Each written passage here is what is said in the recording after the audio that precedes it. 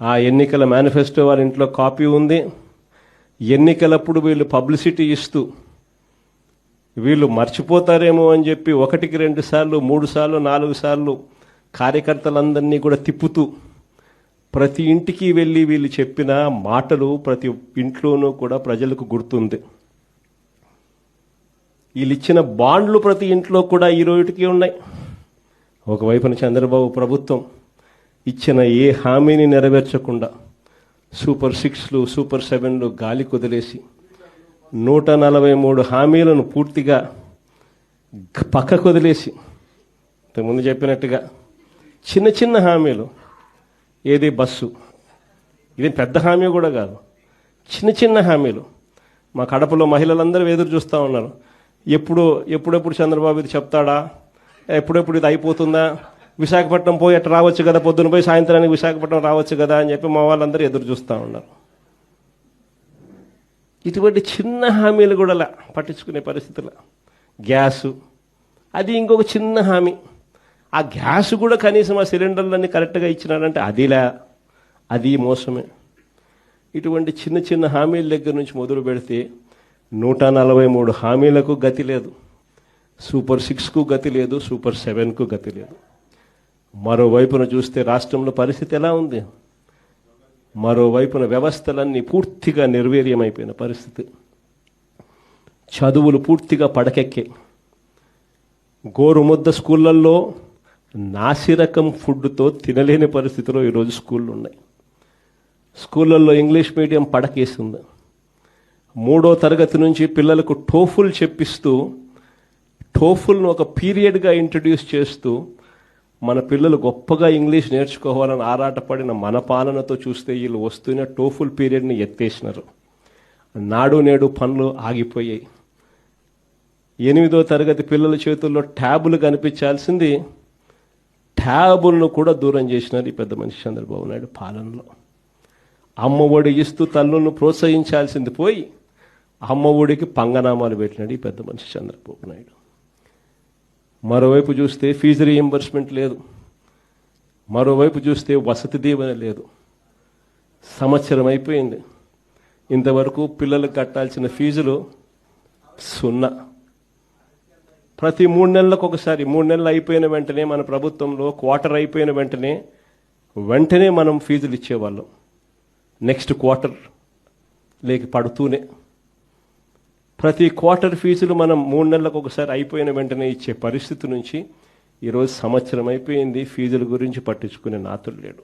ఫీజులు చూస్తే ఒకవైపున బాదుతూ ఉన్నారు, మరోవైపున పిల్లలను చదివించలేక తల్లిదండ్రులు చదువులు మానేస్తూ ఉన్న పరిస్థితులు.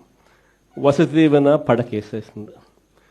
మరోవైపున చూస్తే వైద్యం, ఆరోగ్యశ్రీని మన హయాంలో 1000 ప్రొసీజర్లను 3300 ప్రొసీజర్లకు తీసుకొని పోయి 25 లక్షల దాకా ఉచితంగా వైద్యం అందించి గ్రామంలోనే విలేజ్ క్లినిక్ పక్కనే పెట్టి ఫ్యామిలీ డాక్టర్ కాన్సెప్ట్ తీసుకొని వచ్చి గవర్నమెంట్ హాస్పిటళ్లలో 0 వేకెన్సీ పాలసీని తీసుకొని వచ్చి ఏకంగా బ్రహ్మాండమైన పాలన మనం అందిస్తే ఈరోజు నెట్వర్క్ హాస్పిటల్స్కి సంబంధించి సంవత్సరం అయిపోయింది. ప్రతి నెల 300 కోట్లు ఆరోగ్యశ్రీ కింద డబ్బులు ఖర్చు అవుతాయి. సంవత్సరం అయిపోయింది, 3600 కోట్లు, 300 ఇంటూ 12 నెలలు రూపాయిల ఆరోగ్యశ్రీ హాస్పిటల్ మొత్తం, నెట్వర్క్ హాస్పిటల్స్ మొత్తం పూర్తిగా ఆరోగ్యశ్రీ పేషెంట్ను చూడడం మానేసినారు. ఈరోజు పేషెంట్కి ఏదైనా వైద్యం పరంగా ఏదైనా ఇబ్బంది వస్తే హాస్పిటల్కు పోతే ఆరోగ్యశ్రీ పేషెంట్కి అందక పేషెంట్ అప్పులు పాలైతే తప్ప వైద్యం అందని పరిస్థితిలో ఈరోజు వైద్యం పరిస్థితి. మరోవైపున చూస్తే రైతుల పరిస్థితి, ఆర్బీకేలు గాలికి ఎగిరిపోయాయి, ఈ క్రాపింగ్ గాలికి ఎగిరిపోయింది, ఉచిత పంటల బీమా గాలికి ఎగిరిపోయింది. రైతులకు పెట్టుబడి సహాయం, సమయానికి ఇచ్చే పెట్టుబడి సహాయం, మనం ఇచ్చే రైతు భరోసా సంవత్సరం అయిపోయింది, గాలి కుదిలేసినారు. ఇన్పుట్ సబ్సిడీ కింద సీజన్ అయిపోయేలాగానే మనం సహాయం చేస్తూ రైతులకు తోడుగా అందించే కార్యక్రమం గాలికి ఎగిరిపోయింది. ఈరోజు రైతులకు ఏ పంటకు కూడా ఈరోజు గిట్టుబాటు ధరలు రాని పరిస్థితి ఈరోజు మొదలైంది. ధాన్యం అనేది ఈరోజు కొనుగోలు చేసే కార్యక్రమం ఏ రైతుకు కూడా కనీసము గిట్టుబాటు ధర ఇచ్చి ఎంఎస్పి ఇచ్చి కొనుగోలు చేసే పరిస్థితి లేదు.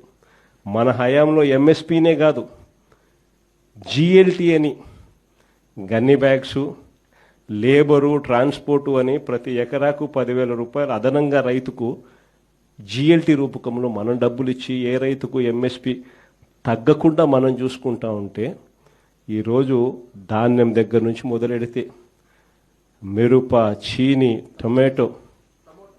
టొమాటో ఏ పంట తీసుకున్నా కూడా, పొగాకు ఏ పంట తీసుకున్నా కూడా రైతుకి ఈరోజు గిట్టుబాటు ధర రాని పరిస్థితిలో ఈరోజు రైతు వ్యవసాయం జరుగుతూ ఉంది. రైతు పరిస్థితి దళారీల పరిస్థితి అయిపోయింది రైతు. మరోవైపున చూస్తే law and order, red book రాజ్యాంగం నడిపిస్తూ ఉన్నారు. రెడ్ బుక్ రాజ్యాంగం గురించి, లా అండ్ ఆర్డర్ గురించి నేను చెప్పాల్సిన పనుల ఎలా జరుగుతూ ఉంది అనేది నాకన్నా కూడా చక్కగా మీరే చెప్పగలుగుతారు.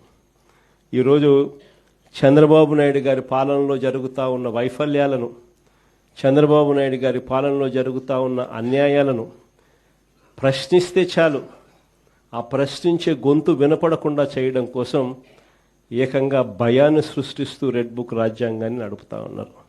దొంగ కేసులు పెడతా ఉన్నారు, దొంగ సాక్ష్యాలను సృష్టిస్తూ ఉన్నారు. నిజంగా ఆశ్చర్యకరమైన విషయం. మన పల్నాడు నియోజకవర్గంలో చూస్తే, పల్నాడు నియోజకవర్గంలో వాళ్ళు కొట్లాడుకొని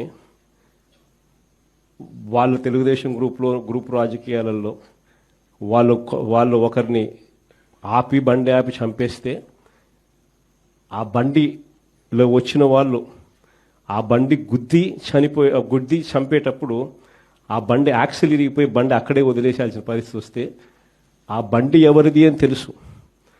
చంపేటప్పుడు సాక్షులు, ప్రత్యక్ష సాక్షులు ఎవరు చంపినారో కూడా తెలుసు. అయిపోయిన వెంటనే ఎస్పీ వచ్చి వాళ్ళు కొట్లాడుకొని చంపుకున్నారు అని చెప్పి ఎస్పీ చెప్తే 2 రోజుల తర్వాత మన క్యాండిడేట్ను, మన ఎమ్మెల్యే క్యాండిడేట్ను దాంట్లోకి ఇరికిచ్చే కార్యక్రమం చేస్తూ ఉన్నారు. ఆశ్చర్యం కలిగించే విషయం. మాజీ మంత్రి కాకాని మొన్న ఈ మధ్యకాలంలోనే ఆయనను అరెస్ట్ చేసినారు. అది కూడా ఏంది, ఎలాంటి ఇల్లీగల్ మైనింగ్ గతంలో జరగలేదని ఒక చిన్న కేసు, ఆ కేసులో నుంచి బయటకు తీసినారు. అక్కడ ఇల్లీగల్ మైనింగ్ జరిగిందని, అప్పుడెప్పుడో జరిగిందని చెప్పి, ఆ మైన్లో జరిగిందని చెప్పి ఇప్పుడు బయటకు తీస్తూ ఉన్నారు. ఆ మైనింగ్లో అప్పుడు ఇల్లీగల్ మైనింగ్ జరగలేదు అని చెప్పి రిపోర్ట్లు ఇచ్చిన అధికారులతోనే మళ్ళా ప్లేట్ మార్పిచ్చి జరిగింది అని చెప్పి కాకాని గోవర్ధన్ అరెస్ట్ చేసినారు. 2023లో టీడీపీ కార్యాలయం మీద జరిగిన దాడట 127వ ముద్దాయి కింద ఇప్పుడు మన మంగళగిరి ఎక్స్ఎమ్మెల్యే ఆళ్ల రామకృష్ణాడు ఇప్పుడు నిన్న ఈ మధ్య కాలంలో ఆయనను కూడా యాడ్ చేస్తున్నారు. అంతటితో సరిపోలేను. ఈ మధ్యకాలంలో జరిగిన ఘటనలు చెప్తా ఉన్నా. ఎప్పుడెప్పుడో నియోజకవర్గంలో జరిగినవన్నీ పాత ఎప్పుడో సంబంధం లేని విషయాలు ఏదైనా జరిగితే చాలు దానిలో నుంచి ఇప్పుడు మన వాళ్ళందరినీ ఇరికిచ్చి వాళ్ళందరినీ జైలులో పెట్టించే కార్యక్రమాలు రెడ్ బుక్ రాజ్యాంగంలో చూస్తూ ఉన్నాం.